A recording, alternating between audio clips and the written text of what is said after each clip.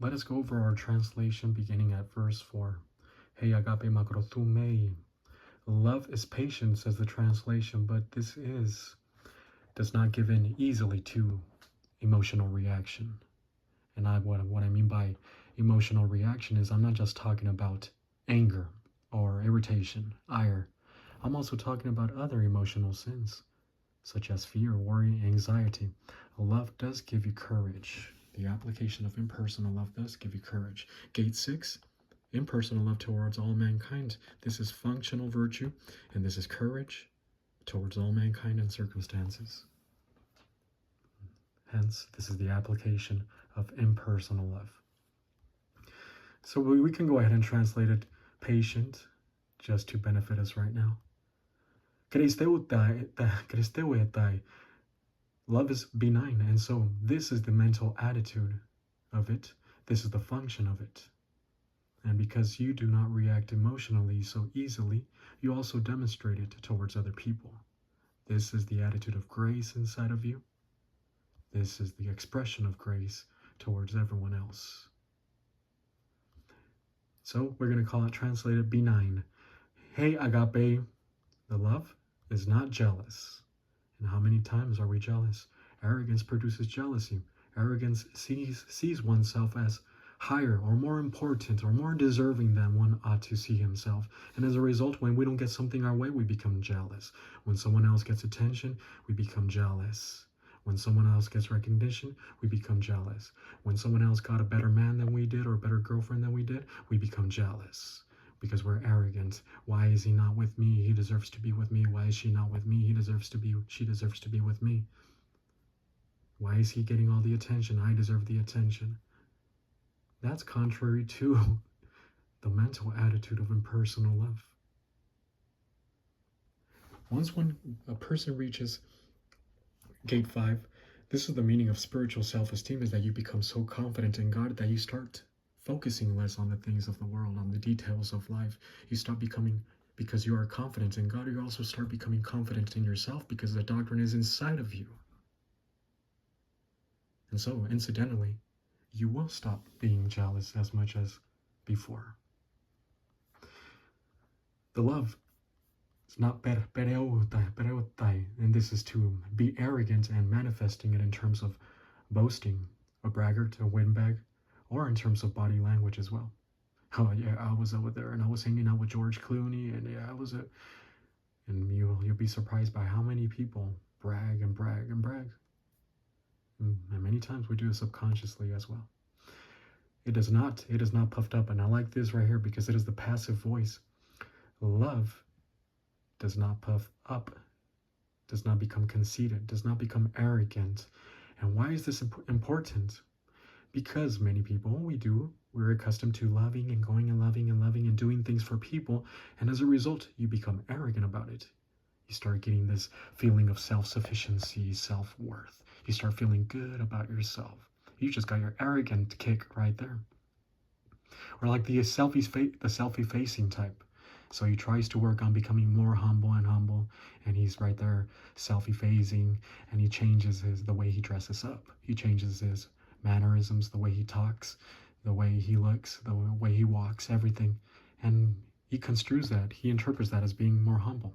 And finally, he has, in his own mind, attained a level of humility.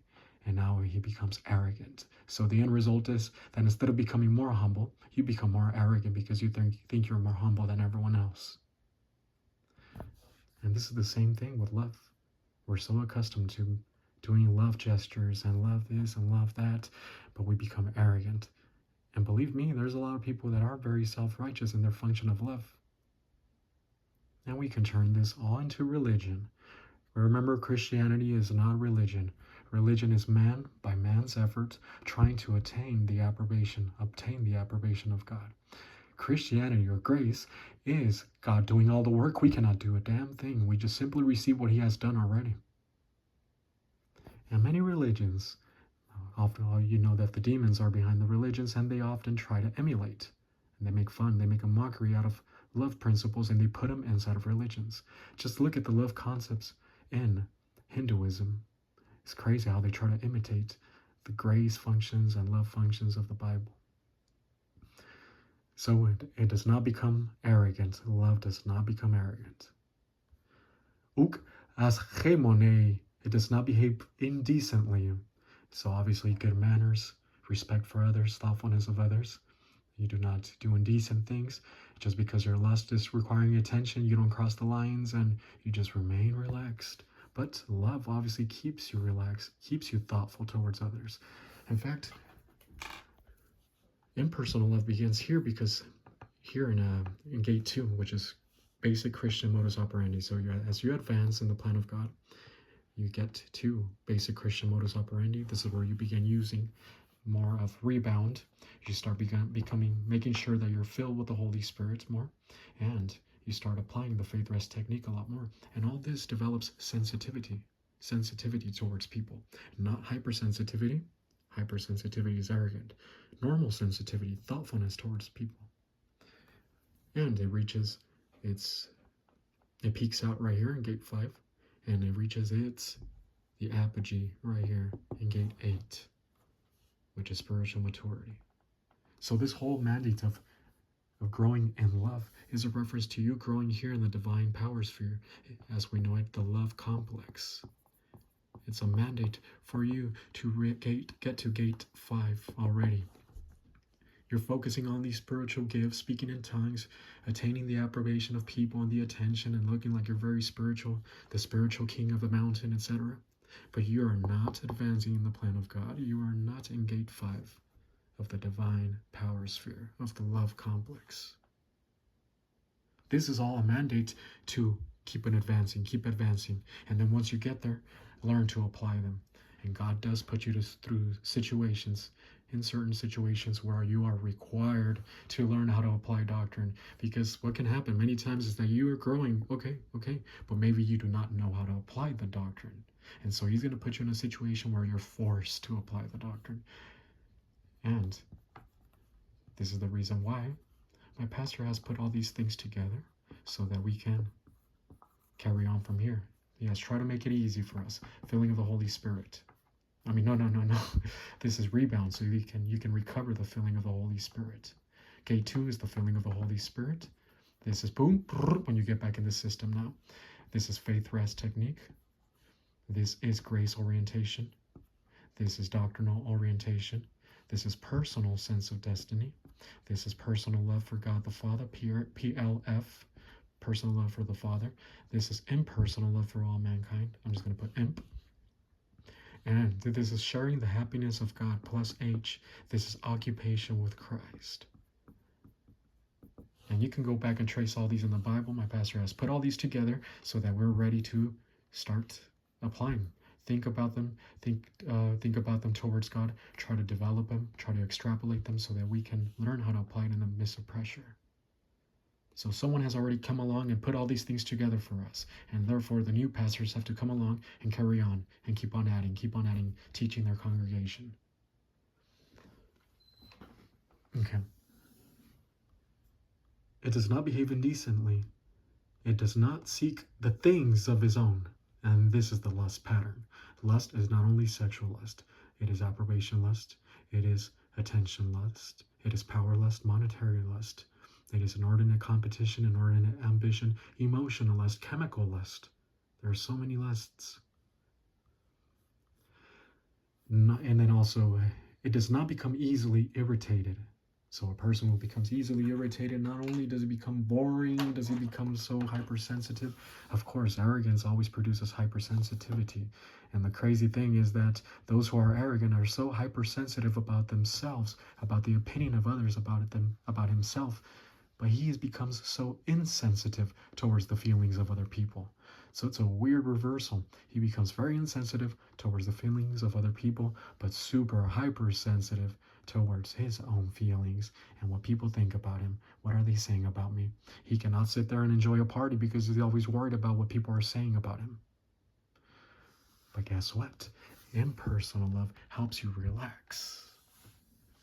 You have so much confidence in God, personal love for God the Father, that you learn to relax. Impersonal love towards all mankind. And who cares if they're saying anything about you? Who cares if they're slandering you? Who cares if they go up there and amongst the co-workers, and they start saying things and making up stories. So what? What are they going to do about it? What are they going to do about you? God is protecting you all the way. He even protects you from the slanders of other people, those who are trying to ruin your reputation, ruin you in front of the boss, ruin you in front of the clients, etc. It does not keep count, tokakon, of evil. So it does not keep a list of all the evils that people have done towards him. He learns to forgive and forget. But Arturo, how can I forgive and I forget? I have to learn to take care of myself because he's gonna come back and try to get me. Well, if you love God the Father, if you have spiritual self-esteem, meaning that you love God, here it is, you love his righteousness, you're also gonna love his justice.